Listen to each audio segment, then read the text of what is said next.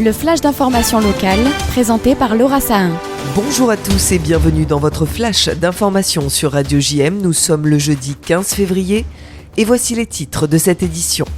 Hier avait lieu l'hommage à Robert Badinter devant le palais de justice de Marseille. Plus de 100 avocats étaient présents pour honorer sa mémoire.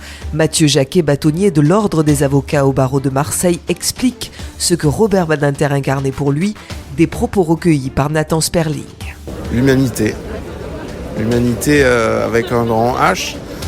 C'est pour nous l'avocat dans toute sa splendeur, dans le sens où il a fait œuvre de dépasser son serment dans les prétoires. Il l'a exercé aussi dans la vie publique, comme ministre, comme président du Conseil constitutionnel. C'est pas la voix de tous les avocats, mais ça montre aussi que l'avocat peut-être et peut s'investir dans la vie de la société et de participer à l'état de droit encore un peu plus qu'en étant avocat et plaidant tous les jours. C'est participer à ce que l'État avance, à ce que les gens vivent mieux ensemble. L'ensemble de son œuvre et l'ensemble des fonctions qu'il a remplies au cours de sa carrière montre que c'est quelqu'un qui a toujours consacré sa vie pour l'humanité, pour le vivre ensemble. Chacun, demain, aujourd'hui et après-demain, nous puissions mieux vivre ensemble par tout le travail qu'il a exécuté et qu'il a fait pour nous, pour vous, pour moi, pour les avocats. Et puis, autre information sortie à l'occasion de son décès, 50% des Français sont favorables au rétablissement de la peine de mort, selon un sondage Ipsos. Écoutez ce qu'en pense Olivier Laurent, président du tribunal judiciaire de Marseille, au micro d'Elena Mas et Morgane Pellegrin. Vous savez, la démocratie est un régime qui porte sa propre vulnérabilité dans son ADN. Elle peut aboutir à des excès, elle peut aboutir à des États totalitaires. N'oublions pas que Hitler a été élu tout à fait démocratiquement. Et donc, Robert Badinter nous fait cet héritage, nous transmet ses valeurs en nous disant la démocratie est sans doute le meilleur régime qui existe au monde, mais elle doit être encadrée par les principes fondamentaux de l'état de droit. Attention, lundi prochain, les agriculteurs ont prévu de se mobiliser dans les rues de Marseille. Un rassemblement est envisagé sur l'esplanade du Mucem. Le cortège des tracteurs est ensuite prévu jusque devant la préfecture. Les agriculteurs qui n'ont pas obtenu gain de cause, selon eux, auprès du gouvernement, ils estiment qu'il est impossible de vivre dignement de leur activité. Ils réclament des mesures plus fortes que celles annoncées précédemment. La secrétaire d'État à la ville fraîchement renouvelée à son poste est attendue aujourd'hui à Marseille. Sabrina Agresti-Roubache doit se rendre au parc Calisté ce matin, puis elle doit rencontrer les opposants au projet de la salle de shoot demain, le collectif citoyen Enfants Libération que nous avions reçu récemment sur notre antenne. Justice, le Rocher Mistral a été sommé par le tribunal judiciaire d'Aix-en-Provence de remettre en état l'extérieur du château de la Barbenne dans les 9 mois. Il est reproché au propriétaire du parc Vianney d'Alençon d'avoir réalisé des aménagements sans autorisation. Stéphane Copé, qui représente France Nature Environnement et qui a obtenu gain de cause, se félicite de cette décision au micro de Magali Barthès. Pour France Nature Environnement Bouches-du-Rhône, c'est quand même un soulagement. La justice a fait son travail, a sonné la fin de la partie vis-à-vis de ce promoteur qui ne respecte pas les lois de la République, qui s'est permis de réaliser des aménagements sans autorisation sur un monument historique, sur du patrimoine végétal, sur des parkings en terre agricole. Donc il doit remettre tout cela en état, sous astreinte. Nous sommes déçus du jugement concernant la colonie de chauves-souris, colonie protégée, pour laquelle nos revendications n'ont pas été entendues. Nous nous interrogeons sur le fait de faire appel du jugement sur ce point. Malgré nos sollicitations, le propriétaire du château de la Barbenne n'a pas souhaité s'exprimer sur notre antenne.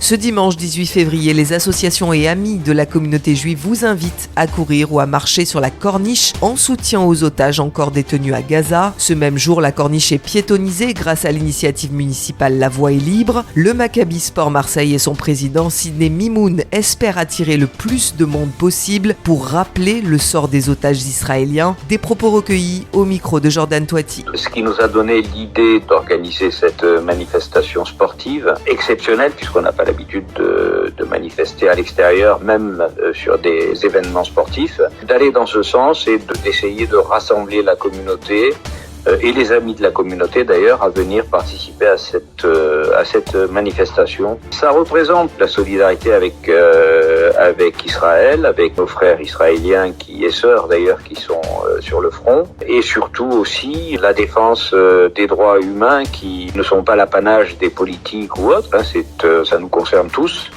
Et donc à travers le sport, on a voulu protester sur cette situation des 134 otages qui sont encore retenus et en demander leur libération inconditionnelle et immédiate. Le rendez-vous est donné à partir de 8h avec un départ prévu dès 9h au Catalan et une arrivée au parc Talabo à 10h.